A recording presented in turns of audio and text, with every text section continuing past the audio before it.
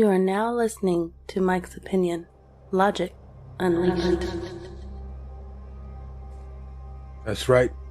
You are now watching and listening to the Mike's Opinion podcast. Today, I'm going to share two very personal stories with you. I don't know what you believe, but I know what I've experienced. Before I do get started, I always want to know how you're doing. I hope you're doing okay. I hope you're doing fine. The stories I'm going to share with you today involve what's commonly referred to as paranormal activity, ghost, spirits, energies, if you will. Two of these experiences involve people that were near and dear to me.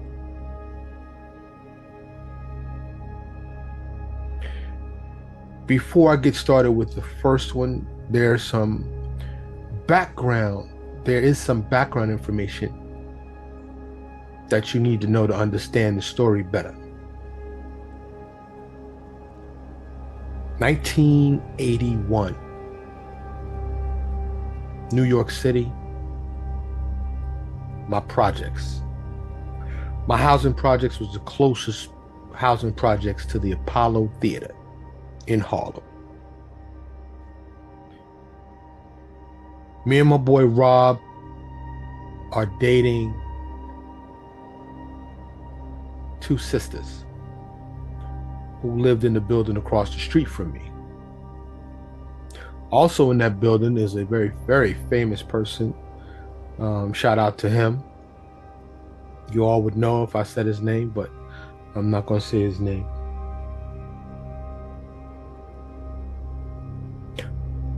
I was dating Kim, the elder sister. May Kim rest in peace. Kim and I dated for about, 6 months, maybe a little longer. And we broke up. A few months later, she started dating a new guy. Mind you, we are both young teenagers. I believe we were both 14 to 15 years old. And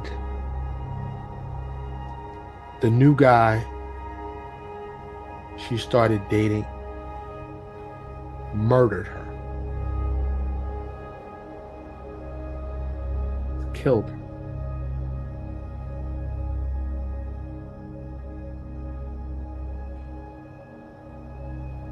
Fast forward to the year 2000. To the year 2000. Almost 20 years later. I am in a short-term lease in a one-bedroom apartment in Dallas, Texas. I still live in Texas to this day.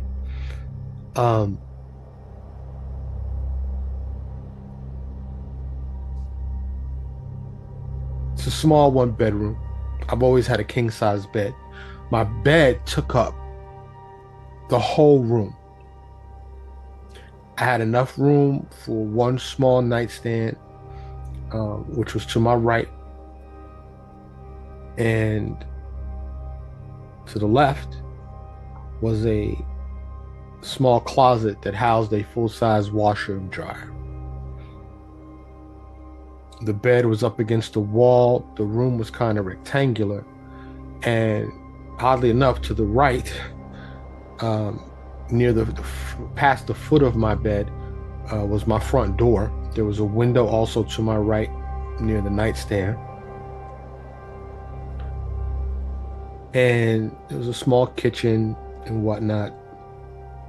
Very small apartment. I was getting ready to move into a house in another part of Texas, and I only had a few weeks left on my lease. I've always been a pet person, always had a pet. For those of you that know, I am petless right now because my pets have recently passed and I have not gotten new ones yet. But this is the longest I've been in my life without pets. During this time in this apartment in Dallas in the year 2000, I had a cat. Now we all think our kids or our pets are special. This cat was special. This cat would jump in the bathtub if I was in the bathtub. This cat was on me and with me wherever I was at when I was home. We were connected. And every night, Dusty, who was charcoal gray with beautiful green eyes, and I hadn't had him declawed, he had all of his claws. Every night, he'd sleep with me and he'd sleep on my arm. He'd sleep in the same position. I sleep in the same position. It was a regular routine. It was a regular thing. At this point in my life and the things I had going on in my life, I had not thought about Kim.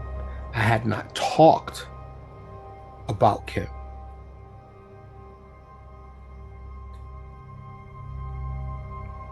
Kim's murder happened, almost 20 years ago. She was a past girlfriend. She just was not on my mind.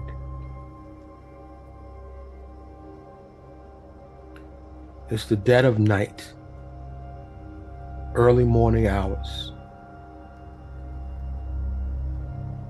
I don't recall noticing the time, but I sleep naked and I sleep in the dark. I prefer no lights. Back then I didn't wear a sleep mask like I do now. But it was dark, ambient light from an alarm clock, and like I said, there was a window. There was a parking lot outside, so very, very low light.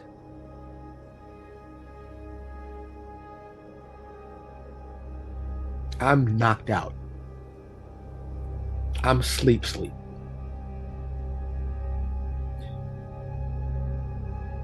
I awaken to my cat Dusty's claws digging into my arm, to the point that I still have the scars today. Digging into my arm, and I wake up and I fling him. Like, he hits the closet. It was one of those folding opening doors, 2 doors that where the washer and dryer was, and this was less than 2 feet from my bed. And it's the one, I'm like, what? And, I'm feeling this pain, and as Dusty jumps back up on the bed, I'm reaching over to my nightstand to turn on my lamp. I turn on my lamp. Dusty is back on the bed, tail straight up in the air, back hunched, curved, like those Halloween cats you see, curved hair standing on end. And this cat is looking at something seemingly right near me. Like I said, I had a big king size bed, and he's going in circle. He's circling whatever it is, and he's not taking his eyes off of it. And he is in a state of alarm, heightened awareness, and he's looking at something. So I'm like, what the fuck? I'm looking at him.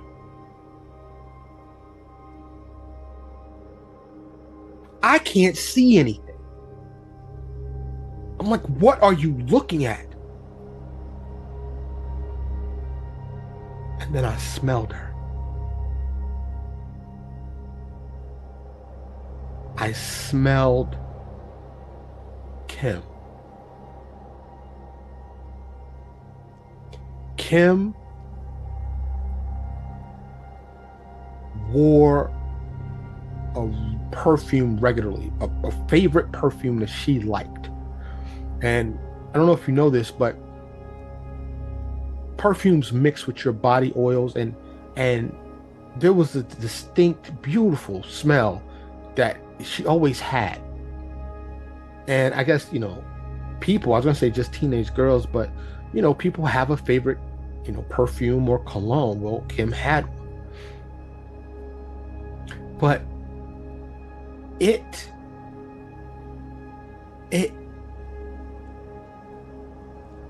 captivated me, it captured me, it hit me like a ton of bricks. I hadn't thought about Kim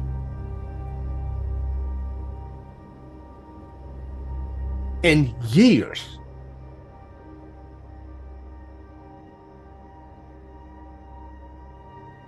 Immediately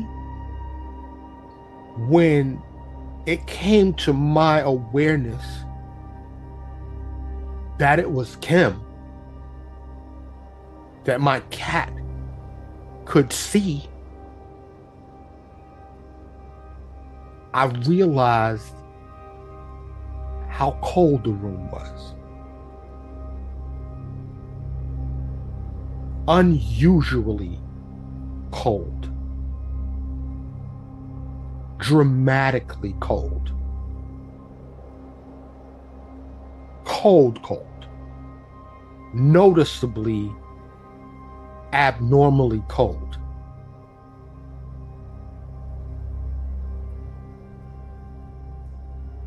At this point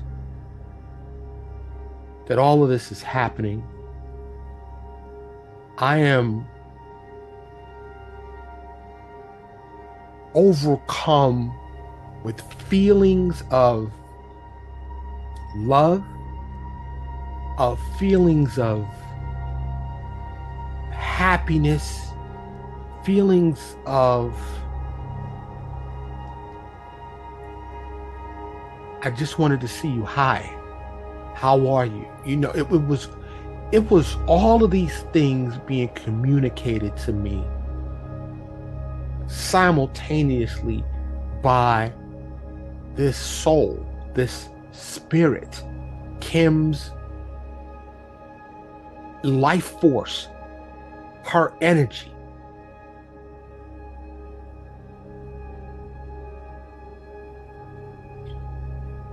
I could not get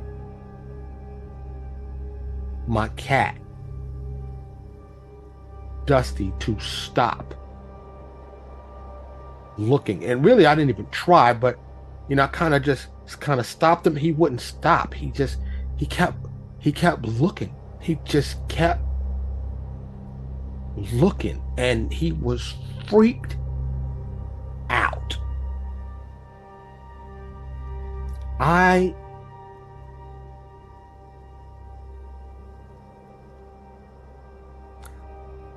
didn't have a dream about her. This was sudden, clear, obvious, and evident.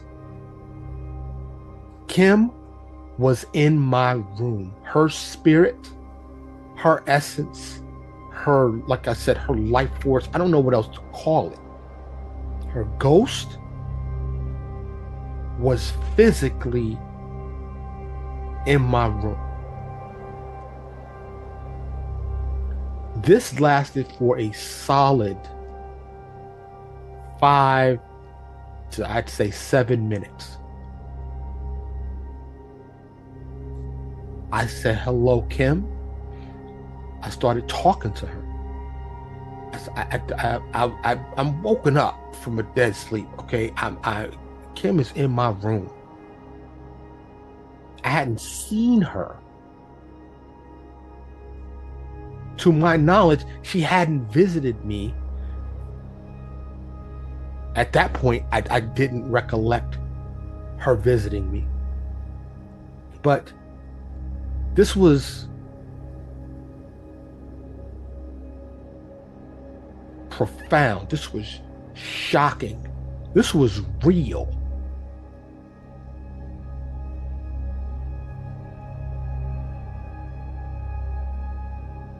And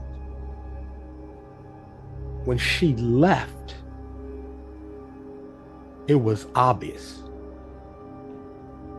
My cat, Dusty,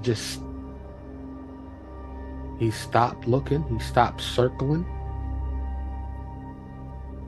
He sat down at the foot of the bed and he looked at me.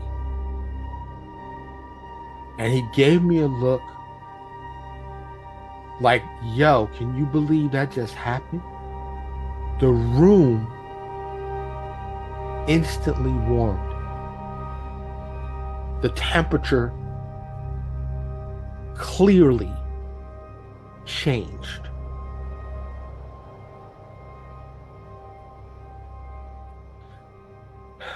At that time, I was still working a 9-to-5 and I had to be to work.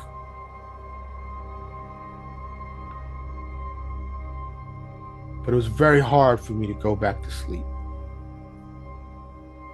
And full disclosure, I did not turn the lamp back off. I left it on. But I fell back to sleep and I woke up the next morning and there was blood on my sheets. My arm had been bleeding.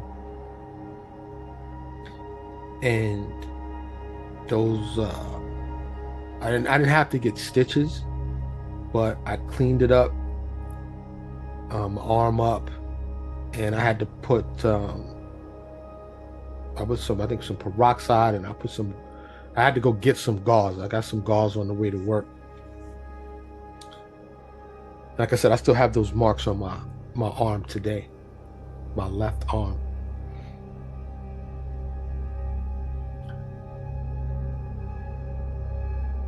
There is something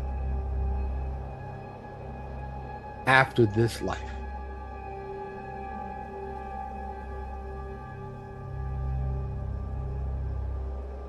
I come from a family who never really talked about this kind of stuff regularly, but I have overheard stories of my mother and my grandmother having paranormal experiences.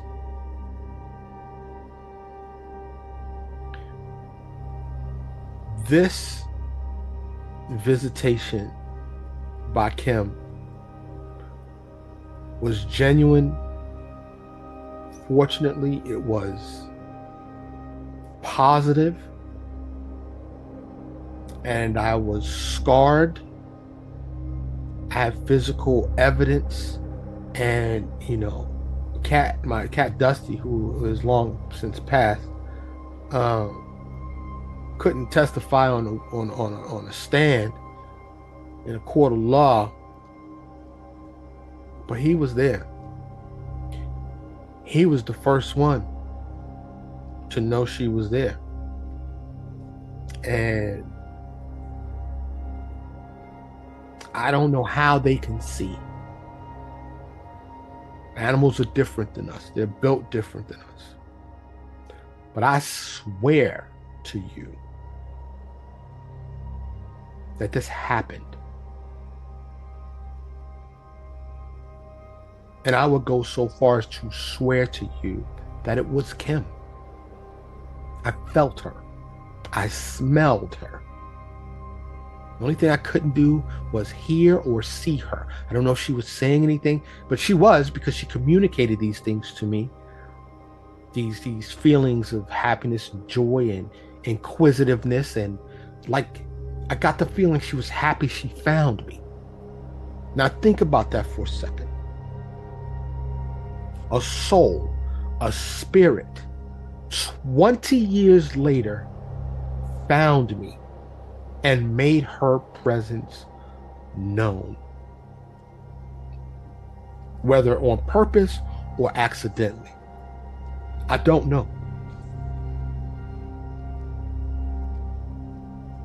I don't know.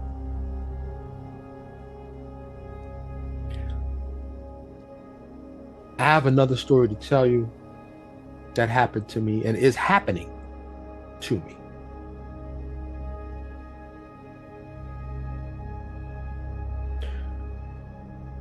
But before I do, I'd like to invite you to share any of your real experiences, if you have them.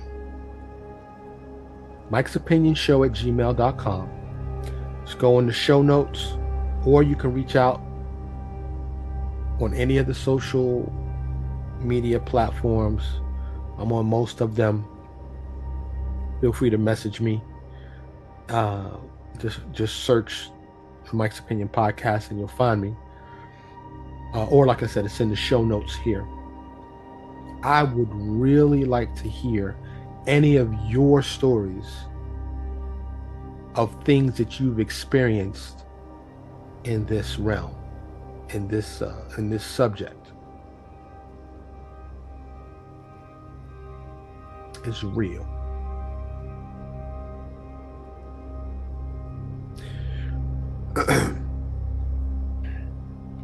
The next story I want to share with you isn't quite as profound yet. Actually, before I move on to the next one, I want to tell you real quick another one. It wasn't nearly as profound, but my grandmother, who was really like my mother, she raised me for most of my young life, for reasons I won't get into. My mother was in my life, very much so, but my grandmother raised me during my early years.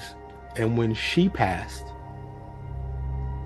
she came to me, but she came to me in a dream while I was asleep. And if you have ever been visited by a loved one who has passed away in a dream, you know how it feels. It doesn't feel like a dream, as this didn't to me. When my grandmother visited me, she was beautiful, as she already, she always was, but she had, she had this dress on and this smile, and she never spoke words. We didn't interact verbally, but she let me know that she was okay on the other side. And this dream was it was beyond vivid. Beyond vivid. Beyond real. It was almost like a hyper reality. It was a visitation. So, how a soul or spirit can enter your dream world, I don't know. I don't know the science behind any of this. I dare say nobody does. What I can tell you for sure, having had experiences of this nature, is that there is something after this life on earth. I don't know what it is, where it is, how it is, or even why it is, but it is.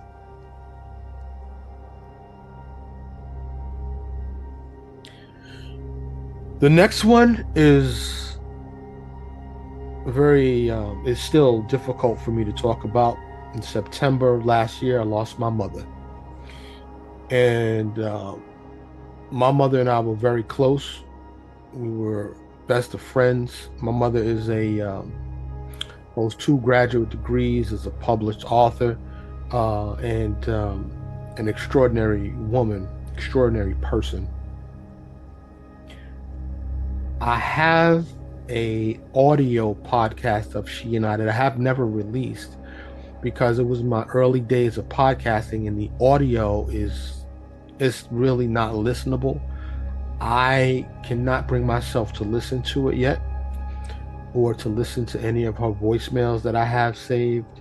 I'm still very much grieving, and I can't bring myself to do that just yet.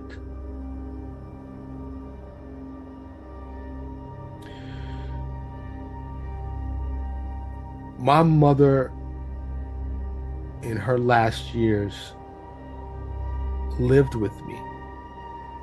And in the last 6 months, she moved to be with my sister.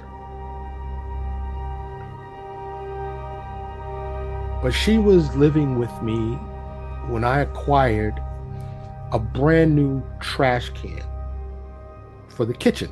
Stainless steel, rectangular, tall, and it has a motion sensor.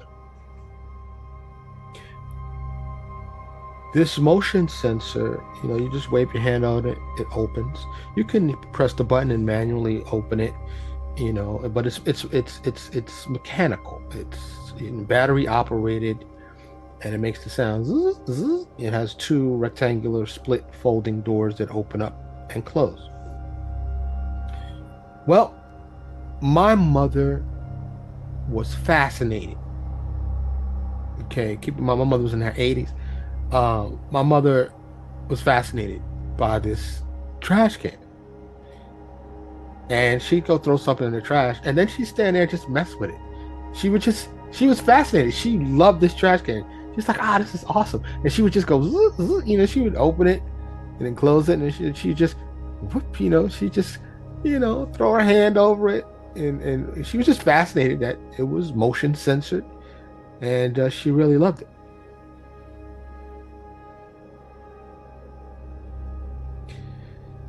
My mother passed in September of 2023, as I just said.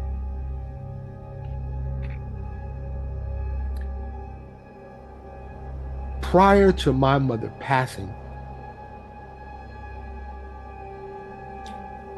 I've had no problems, no malfunctions, nothing has gone wrong with this trash can. Nothing.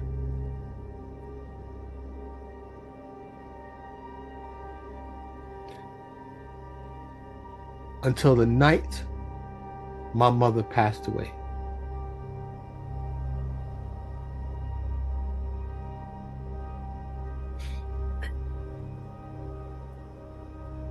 The night my mother passed away,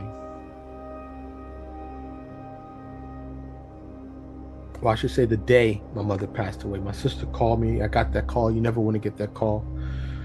And she, let me know what had happened. A lot of stuff starts to start happening when that happens. That night, I'm in my office where I am now.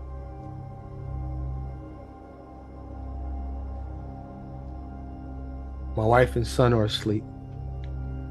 I'm up late all the time. It must have been 2, 3, 4 o'clock in the morning. I don't know exactly what time. I hear the trash can open.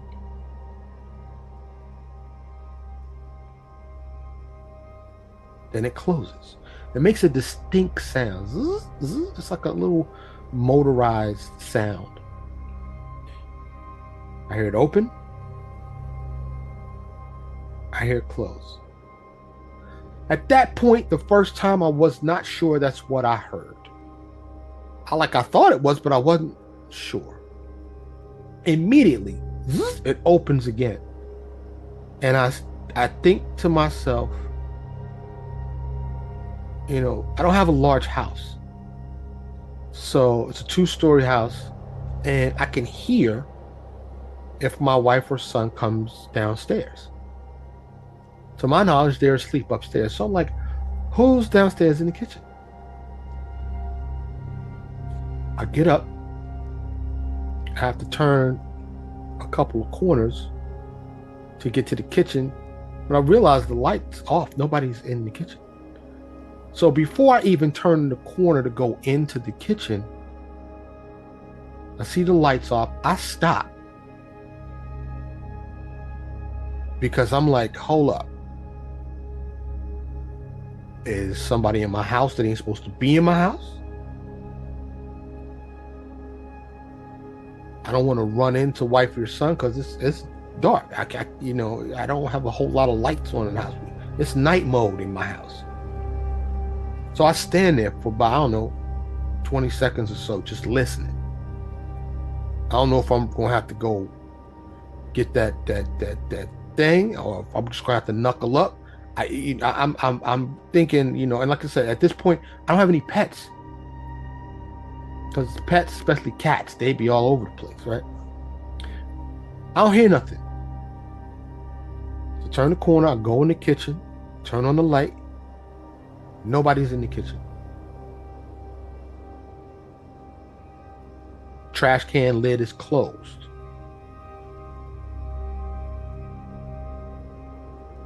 Everything seems normal. So I leave the kitchen. I left the light on. I go to the bottom of the staircase. I look up. I'm listening. Maybe somebody came and threw something in the trash. I don't know why. We got trash cans upstairs in the bathroom. But, so I'm at the bottom of the steps looking up. I hear the trash can open. I turn around and look in the direction of the kitchen. I hear it close. It immediately opens again, which is unusual because for that to happen, the motion sensors don't respond that fast. You have to wait, I don't know, a second or so before you can rub your hand over it again. So usually that means the button had to be pressed, or it had to be manipulated to open again right after it closed. So I walk back into the kitchen. It closes. It opens. It closes. It opens. Then it stops. I come back in the office. It starts again. I said, all right. At this point, it's not dawning on me at all. So there's a little switch, you can turn it off. So I just turned off the power. The next night, or the next day,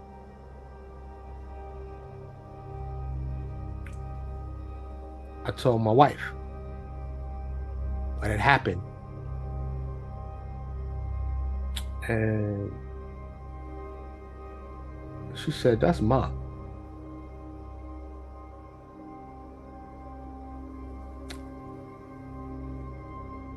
And you ever had somebody say something to you and it make you realize something that you hadn't realized? When she said that, it made me think of the feeling I had when I walked into the kitchen the night before. Like I felt something, but it wasn't as strong as Kim or my grandmother's visitation. It wasn't as apparent. But I did, it's hard to describe. I did feel something. I just didn't really recognize it was my mom's. So when my wife said that, I was like, I probably just need to change the battery. She's like, your mother loved that trash can. Your mother was fascinated with that trash can. She said, I'm telling you, it's Mom.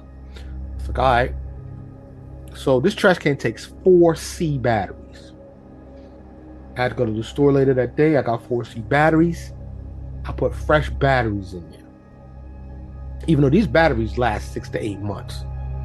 You only have to change these batteries like maybe once a year. So anyway, I put fresh batteries in there, checked it out, boom. And it opens pretty fast. And so the next night is at this point I'm a mess. I'm a wreck. My mother's passing was unexpected. I'm not doing good at all.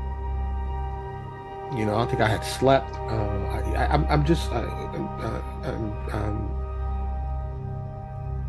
I'm a mess. There's no real other way to explain it. I have a business to run, but I'm just trying to suspend stuff and delay stuff.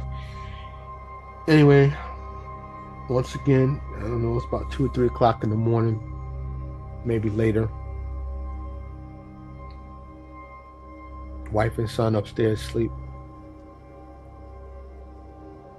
It starts again, just out the blue. But this time, it's going.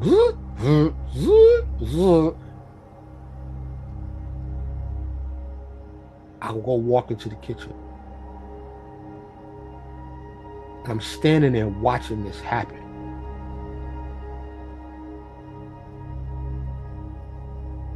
And like I said, it wasn't a profound, obvious feeling. It's more of a hint of a presence.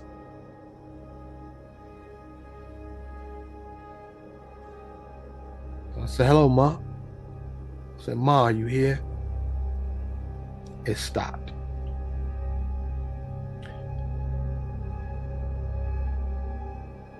Over the next couple of weeks, I went through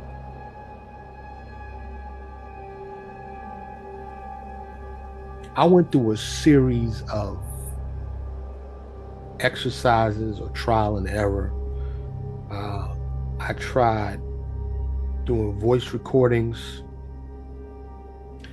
I tried talking, saying, asking a question and saying, hey, if it's yes, open the trash can once. If it's no, open the trash can twice. I'm trying to communicate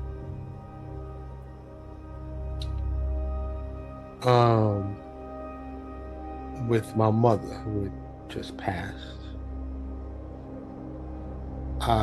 The voice recordings, I didn't hear anything when I listened back. I've done video. I didn't see any apparitions. And, over the weeks that I've talked to my wife about this,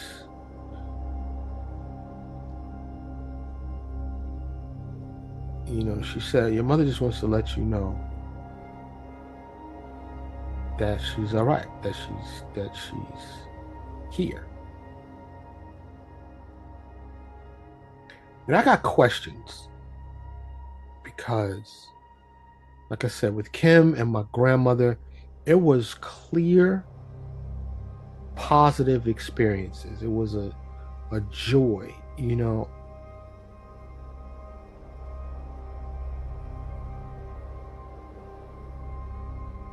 With this interaction, I don't know what it is. My wife interprets it as positive. Mom just loves the trash can. This is her way of communicating, letting you know that she's here.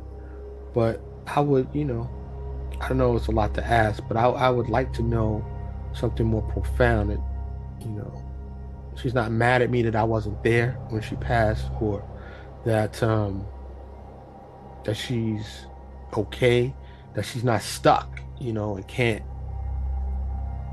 go to the light. I don't know, as they say.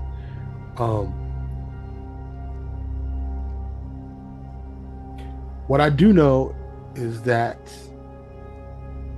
this trash can has never malfunctioned prior to her passing. I do know it's not malfunctioning.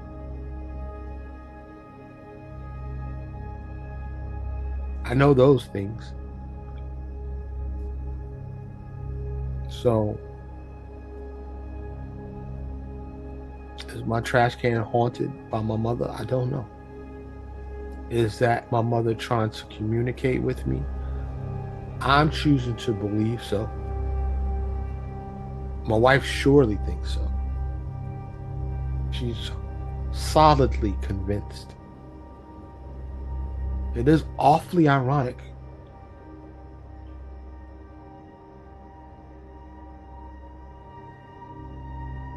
that this started the night she passed. And that is one thing she was very fascinated with and liked a lot.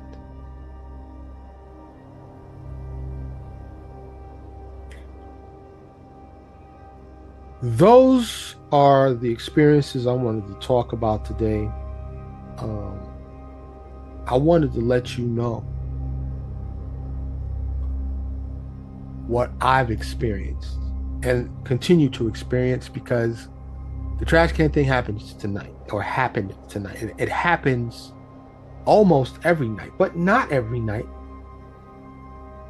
which is another verification that it's not a malfunction, because it will be one or two nights where it doesn't happen. Then there are some nights that happen so much that I reluctantly hit the switch and turn it off. And I've said to my mother, communicate with me another way.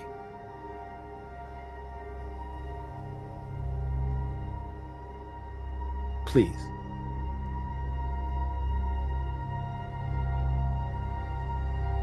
But it did happen again tonight. Opened 2 or 3 times and then it stopped. I didn't even have to hit the switch, it stopped on its own.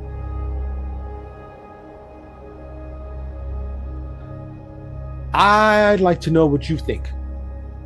If you have expertise in this field, I'd love to communicate with you. If, like I said, you've had similar experiences, reach out. Let me know. I'd love to hear your personal experiences, things of this nature. There's something after this life. There is. As always, I thank you for listening and for watching on YouTube. I hope you're doing okay. I'm Mike. This is the Mike's Opinion Podcast. Thank you so much for listening to Mike's Opinion. Logic Unleashed.